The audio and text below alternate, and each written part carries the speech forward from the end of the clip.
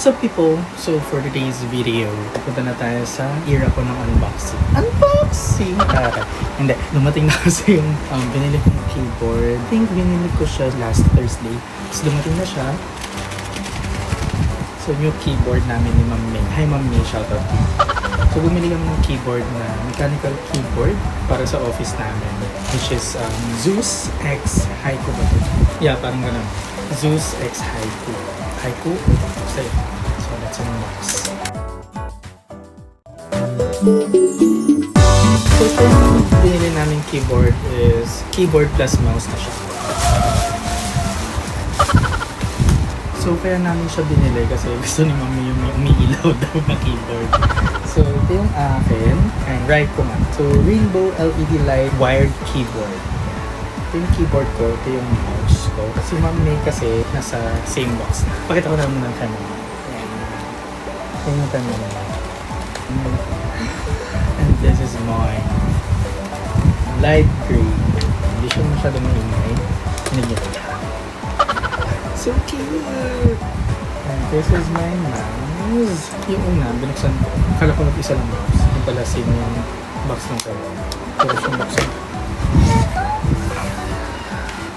so cute! Oh my God! Tuwa ang bata. So, kasi ito naman yung kay Ma'am May.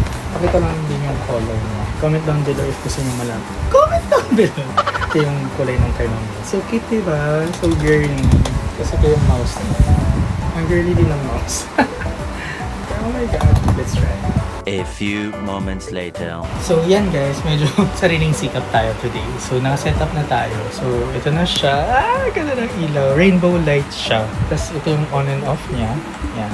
Tapos may ilaw din yung mouse. Tapos kung gusto nyong gumagalaw, FN and yung on and off button. Pero pag gusto nyo naka-stay lang, pwede naman ganyan. Yan lang. So try natin mag-try. Nice. Wala siyang delay.